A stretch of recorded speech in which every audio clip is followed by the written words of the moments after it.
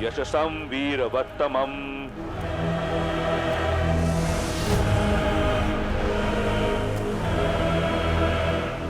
मेरे ज्ञान के गर्भगृह में स्वागत है तुम्हारा। आओ बैठो।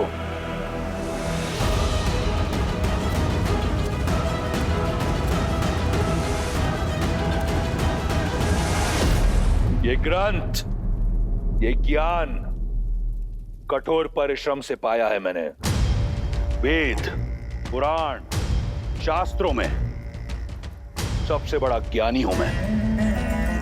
इतना कि स्वयं ब्रह्मा भी वाद विवाद में मुझसे कतराएंगे, क्योंकि ज्ञान ही तो है जो साधारण को असाधारण बना देता है। अपनी घोर तपस्या से मैंने इस ज्ञान को अपना शस्त्र बनाया है। मैंने तुम्हें यहां इसलिए बुलाया क्योंकि तुम ज्ञान की नगरी मिथिला से हो। तुम मेरी बुद्धिमत्ता और ज्ञान को पूरी तरह पहचान पाओगी।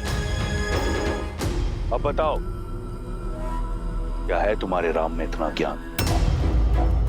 मेरे इस ज्ञान के सागर के समक्ष क्या मात्र एक बूंद ज्ञान है तुम्हारे उस वनवासी के पास? क्या नहीं हूं मैं उस वनवासी से श्रेष्ठ? ऋग्वेद पढ़ रहे थे ना, तो ये श्लोक भी पढ़ा होगा। हे विद्वान, यथा नदी पर्वत शिलाशु पराक्रमी तमम विछिन्दति। अवश्य पढ़ा है। खंड 2 सर्ग 41 श्लोक 17। हे विद्वान, यथा नदी पर्वत शिलासु पराक्रमी तम विचिन्दन्ति तथैव विद्वान स्वबुद्ध्या एवं पौराणिक कथानानि प्रचारकानि जनाशयति। रुक क्यों गए? श्लोक पूरा पढ़ो। शिष्ट वचने उदात्त करुणा च स्त्रिय प्रणमाम इति। श्लोक पढ़ा, पर अर्थ कदाचित नहीं समझा होगा। मैं बताती हूँ, जिसका अर्थ है, हे विदुषी, जिस प्रकार नदी का तीव्र भाव अपने साथ ऊंचे पर्वतों और शक्तिशाली चट्टानों को चकनाचूर कर देता है, उसी प्रकार एक स्त्री का ज्ञान हर मिथ्या, हर भ्रम को तोड़ने में सक्षम है। हमें अपने करुण भावों और आचरण से ऐसी स्त्रियों के सामने नतमस्तक होना चाहिए।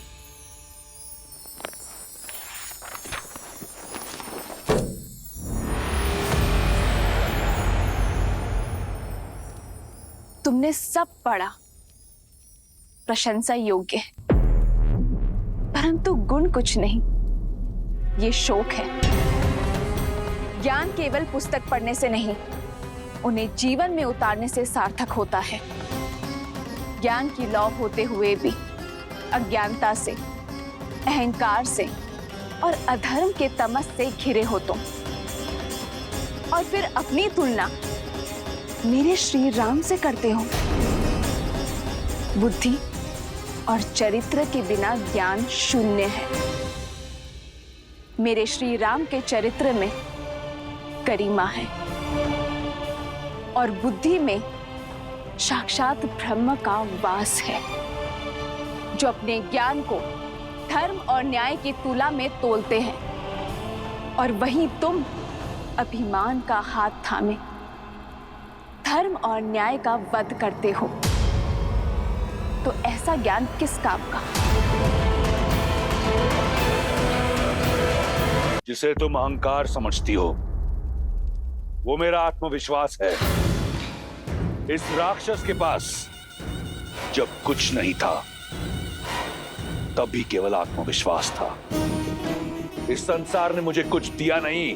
मैंने जो पाया, प्रहार से। वीर भोग्य वसुंधरा। जो वीर होता है, ये धरा उसकी दासी है, और केवल वो वसुंधरा भोग सकता है। शास्त्र भी यही कहता है। और वीर किसे कहते हैं रावण? जो अपने साहस से, प्रयास से और परिश्रम से जीते, छल और माया से नहीं। मायावी अपना लक्ष्य कामना से पाते हैं और वीर अपने कर्म से। यजुर्वेद कहता है, हे शुद्धा आशीर्वाद दायिनी, पापाद अनैतिकाद प्रदूषणात् च सर्वान् शुद्धिं कुरु, मिथ्याथः देवशात् ईर्ष्याया कुंठानां च शुद्धिं कुरु। अर्थात, हे पवित्र और आशीषमयी नारी, हमें हमारे पापों से, मन तन की मलिनता से, हमारी बुरी कामनाओं से मुक्त करें। हताशा, असत्य और घृणा, ईर्ष्या से दूर रखो। और तुमने उसी पाप और कलंक नाशिनी को कलंकित करने का प्रयास किया है। राम से ईर्ष्या और मनुष्य से घृणा के चलते तुमने मेरा हरण किया। मनुस्मृति कहती है, जहां स्त्रियों की पूजा होती है वहां देव बसते हैं, और तुम एक स्त्री का अपमान कर रहे हो। यहां काल तांडव करेगा रावण। कहते हैं, ज्ञान जहां से भी मिले ले लेना चाहिए। आज एक ज्ञान मैं तुम्हें देती हूं। लौटा दो मुझे मेरे श्री राम को। क्षमा मांग लो उनसे, वो तुम्हें जीवन दान अवश्य देंगे। उल्टी गिनती आरंभ कर दो रावण, क्योंकि मेरे श्री राम आ रहे हैं।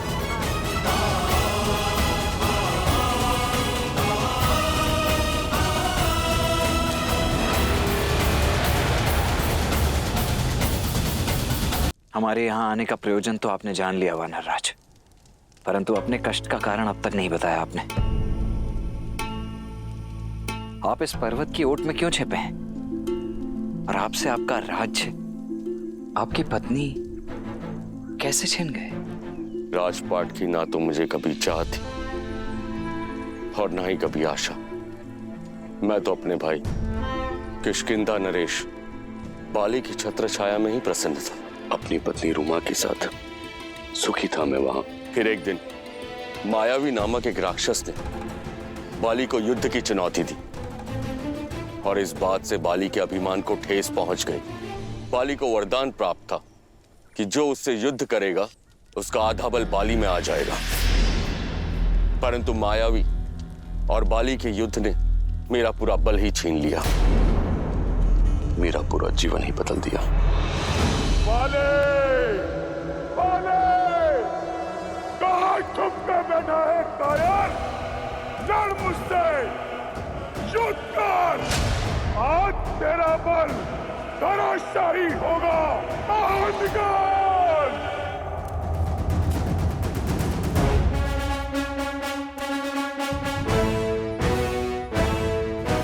लगता है तुम्हारी मृत्यु तुम्हें मेरे द्वार तक खींच लाई है, इसलिए युद्ध के लिए ललकारा है। भागता कहां है कायर? रुक!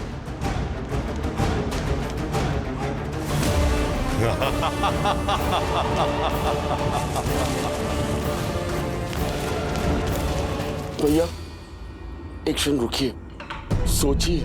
पहले मायावी किष्किंधा आकर आपको ललकारता, फिर यहाँ गुफा में आकर छिप जाता।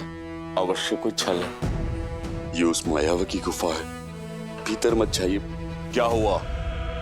अपने भाई के बल पर विश्वास नहीं रहा या माता के दूध का तेज चूक गया है? मैं बाली हूं, बाली। किसी का भाई नहीं है मुझे। परंतु भैया ये तो संसार जानता है, फिर क्यों गुफा में जाना है? ताकि किष्किंधा जान सके कि उनका राजा अभी भी उनकी रक्षा में सक्षम है। बिना युद्ध के लौटा तो प्रजा समझेगी कि बाली भगोड़ा है। मैं ऐसे नहीं जाऊंगा, तुम यहीं पर प्रतीक्षा करो। मैं इस कथा का अंत करके आता हूं। किंतु भैया मेरा निर्णय अटल है सुग्रीव। और सुनो, यदि गुफा से दूध की धारा निकलती है तो समझना कि मायावी मारा गया। क्योंकि मायावी के रक्त का रंग श्वेत होता है, और यदि रक्त बहता दिखे तो जान लेना कि इस बाली का अंत हुआ। भैया, राज सिंहासन कांटों का होता है सुग्रीव, उसे अपना बनाए रखने के लिए रक्त बहाना पड़ता है, कभी शत्रु का या कभी स्वयं का। यदि रक्त की धारा बहे और मैं लौट के ना आऊं, इस गुफा को बंद करके किष्किंधा का संचालन करना, ताकि मायावी दोबारा संकट ना बन सके।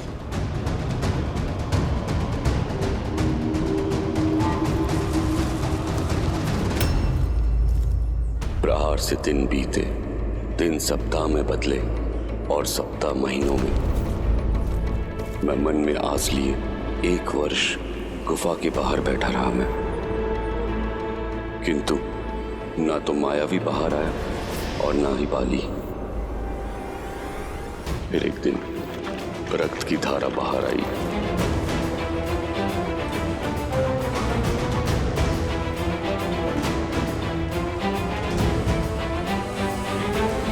भैया, बाकी भैया,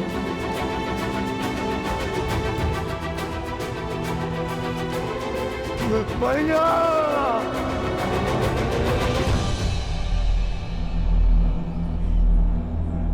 रक्त की धारा देख मुझे लगा मेरा भाई मर गया।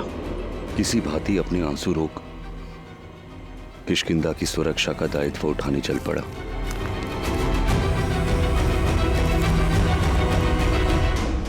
मायावी के प्रकोप से राज्य को बचाने के लिए मैंने एक चट्टान से गुफा का मुख बंद कर दिया, और ये दुखद समाचार बाली की पत्नी तारा और पुत्र अंगद को सुनाने चल पड़ा।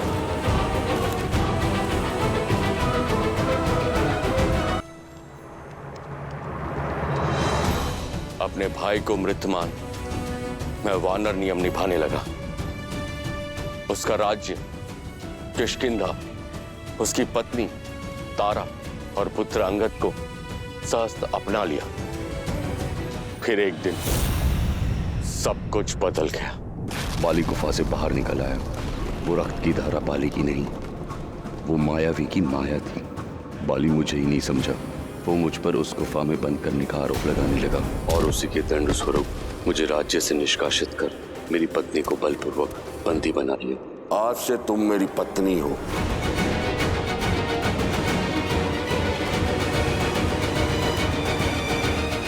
यदि आज मैं जीवित हूं तो हनुमान की सहायता और ऋषि मतंग के श्राप के कारण, जो बाली को यहां आने से रोके हुए हैं। उसे श्राप है, यदि उसने ऋषिमुख पर्वत पर अपना पैर भी रखा तो उसके सिर के 100 टुकड़े हो जाएंगे।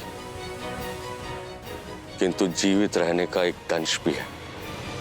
मुझे अपनी पत्नी का वियोग, उसकी पीड़ा के आभास के साथ ही जीना है। आपके भाई ने जो आपके और आपके पत्नी के साथ किया, उसके लिए उसका केवल एक ही दंड है, मृत्यु।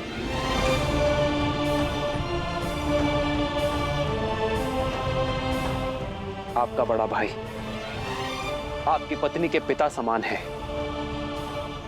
और बाली के कृत्य से नारी की गरिमा तार तार हुई है, और ऐसे अधर्मी को जीवित रहने का कोई अधिकार नहीं है। उचित कहा भैया, बाली को उसके पापों का दंड अवश्य मिलना ही चाहिए। परंतु कैसे? महाबली है वो, मुझ में उनसे लड़ने का सामर्थ्य नहीं है। और कोई भी लड़े, जो उसके समक्ष जाएगा उसका बल आधा हो जाएगा। महाराज सुग्रीव, आप मन से भय को निकाल फेंकिए। जब नौका समक्ष है तो जलधारा अवश्य पार होगी, क्योंकि मेरे प्रभु श्री राम आ गए हैं, जिनके स्पर्श से पत्थर में भी प्राण खिल जाए। महाराज सुग्रीव, वो अवश्य ही कोई मार्ग निकालेंगे। नियति ने आप दोनों को किसी उद्देश्य से ही मिलाया है। यदि आप प्रभु श्री राम से संधि कर लें तो आप में बल भी आ जाएगा और सामर्थ्य भी। हनुमान, संधि के अपने कुछ नियम होते हैं। वो या तो दो राज्यों के बीच होता है या दो राजाओं के बीच होती है, किंतु यहाँ ना राम के पास कोई राज्य है ना ही तुम्हारे पास, तो ये संधि किस आधार पर होगी? स्वामी, आपने सुना अंगद क्या सूचना लेकर आया है?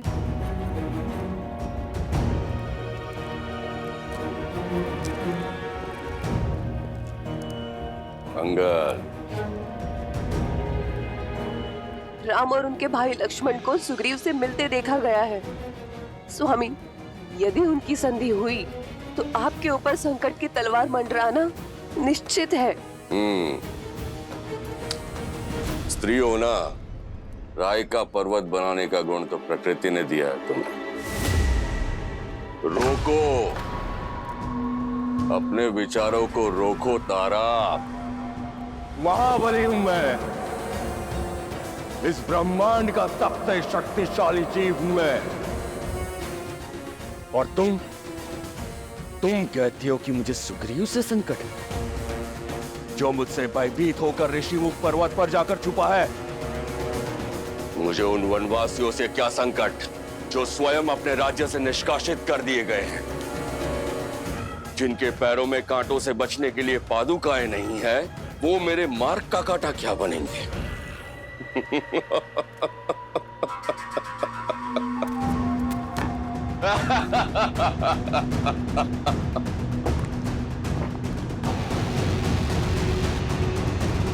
जो स्वयं परास्त है वो मुझे क्या हराएंगे?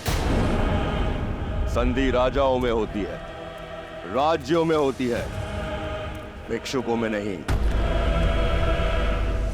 एक किष्किंधा से खदेड़ा हुआ भगोड़ा और दूसरा अयोध्या से निष्कासित किया हुआ वनवासी। उसके पास ना तो कोई राज्य है और ना राजा कहने वाली प्रजा। क्या बिगाड़ेगी उसकी संधि मेरा?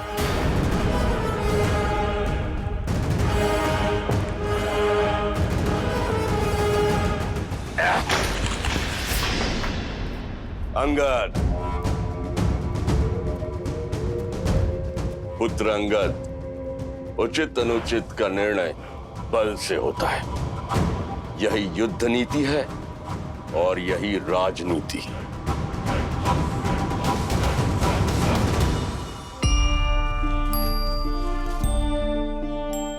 महाराज सुग्रीव, राज्य का धर्म है प्रजा की रक्षा, और सेना होती है धन रक्षा की शक्ति। परंतु ये गुण एक और भाव में है, मित्रता। मित्रता का तो धर्म है संसार की रक्षा करना, और मित्रता से बड़ी कोई शक्ति नहीं होती है मित्र। इसीलिए इस संधि की नींव हम अपनी मित्रता पर रखेंगे।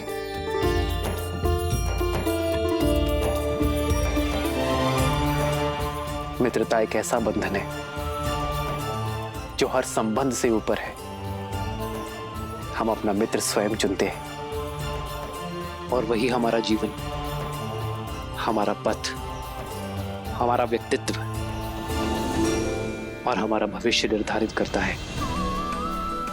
मित्रता से बड़ा और सच्चा दूसरा कोई संबंध नहीं है।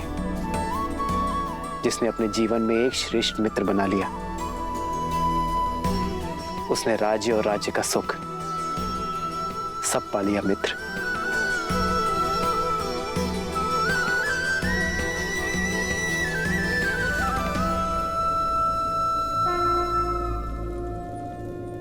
मैं महाराज दशरथ का पुत्र,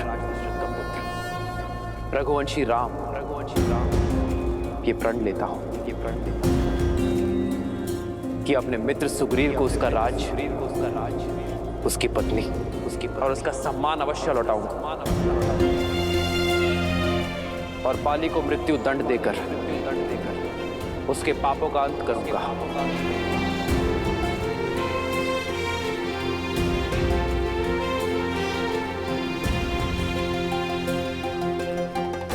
और इसके बदले ना ही मुझे सुग्रीव से कोई आशा है और ना ही कोई मांग। प्रभु श्री राम की जय, प्रभु श्री राम की जय। धन्य हैं आप प्रभु, आप धन्य हैं।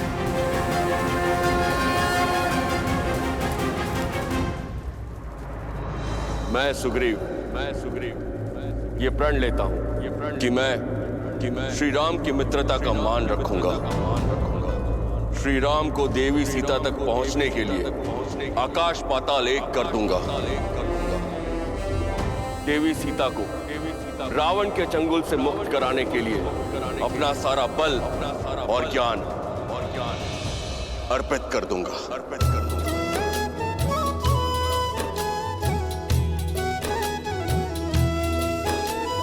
तब हनुमंत उभय दिशि की सब कथा सुनाई, पावक साखी दे करी जोरी प्रीत दृढ़ाई।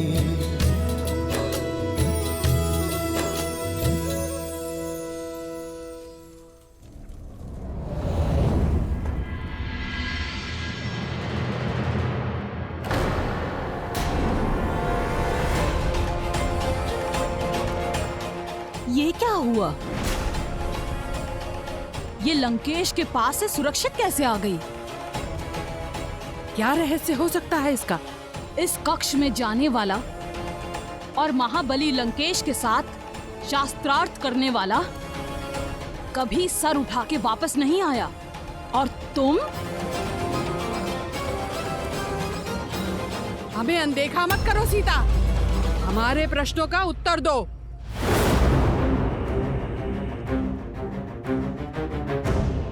तुम्हारा ये अभिमान, ये अहंकार, ये निर्भीकता चुभती है। त्रिजटा, जैसे इसको छूते ही हमारे हाथ जल गए थे, वैसे ही हम आज इसके साथ इसके अभिमान को स्वाहा कर देते हैं।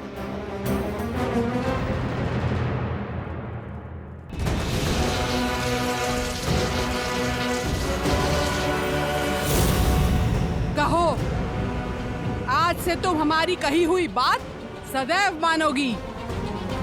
वचन दो, अन्यथा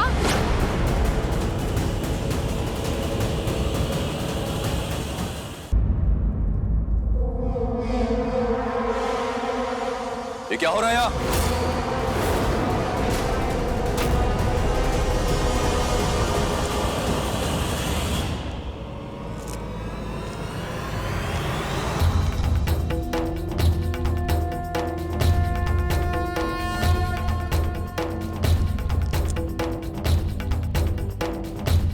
विष्णु तिलक।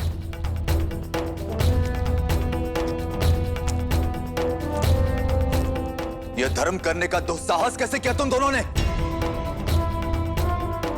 लंका के आतिथ्य को बुलाकर लंकेश के अतिथि के साथ ऐसा दुराचार। जाकर बताओ मैं लंकेश को, इनकी देखभाल की आज्ञा का निरादर कर अपनी सीमाओं को लांघ रही हो तुम दोनों। फेंको फेंको खड़क। भूल हुई हमसे, क्षमा कर दीजिए। लंकेश से कुछ मत कहिएगा। ऐसी भूल आगे से नहीं होगी। इसे मेरी अंतिम चेतावनी समझो। जाओ यहां से।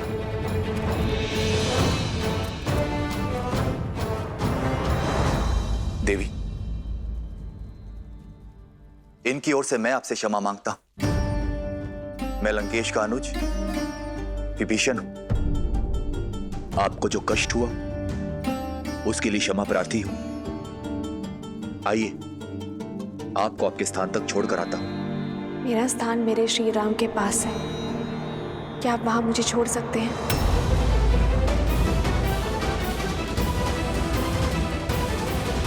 आपकी पीड़ा अब से मेरी हुई मित्र, इसलिए बिना एक पल व्यर्थ किए अपना राज और अपनी पत्नी को पुनः पाने का मार्ग प्रशस्त कीजिए।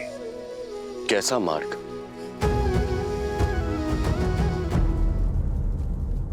अन्याय के विरुद्ध युद्ध करने का एक ही मार्ग है मित्र, द्वंद्व।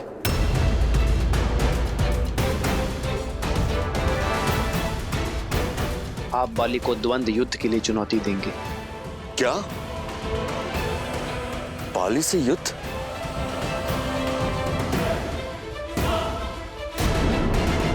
आपको भ्रम है श्री राम, महाबलशाली है वो। मैं बाली को मारना तो दूर, उसके सामने कुछ पल तक टिक नहीं सकता। यदि मैं उसको युद्ध में परास्त कर सकता तो यहां भगोड़ों की भांति मैं छिपता क्यों? मुझे आशा नहीं थी कि आप मुझे आत्महत्या का मार्ग सुझाएंगे। श्री राम, आपने मुझे बाली के वध का वचन दिया है और यहां तो आप उसके हाथों मेरा ही वध करवाने लगे। मुझे मेरा वचन स्मरण है मित्र, किंतु आप अपनी आत्मशक्ति को भुला चुके हैं। कहां है वो सुग्रीव जो बाली की अनुपस्थिति में समस्त किष्किंधा को संभालता था? मित्र केवल उसकी सहायता करते हैं जो संघर्ष से भागते नहीं बल्कि उसमें भाग लेते हैं। ये युद्ध आपका है मित्र, और जो अपना युद्ध स्वयं नहीं लड़ते उसका हाथ तो नारायण भी नहीं थामते।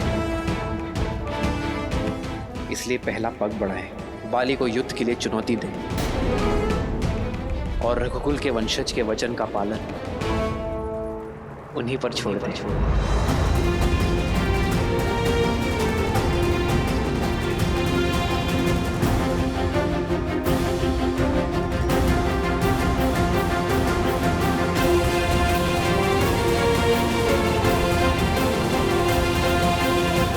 ज्ञान की लौ होते हुए भी अज्ञानता से अहंकार से और अधर्म के तमस से घिरे हो तुम, और फिर अपनी तुलना मेरे श्री राम से करते हो।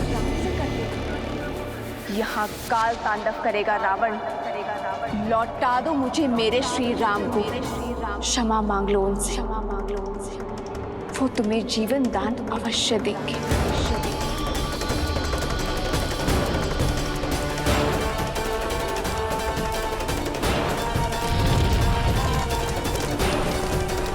यदि तुम ना माने तो तुम्हारा ये ज्ञान भी मेरे श्री राम के क्रोध से नहीं बचा पाएगा।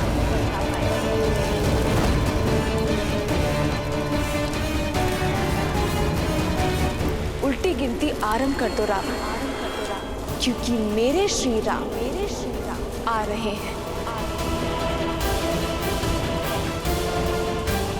मैं लंकेश दशानन रावण ये शपथ लेता हूं, एक दिन सीता मेरी अवश्य होगी। क्षमा करें मुझे, परंतु जो ज्ञान मुझे सीता नहीं दिला सकता वो ज्ञान मेरे किसी काम का नहीं।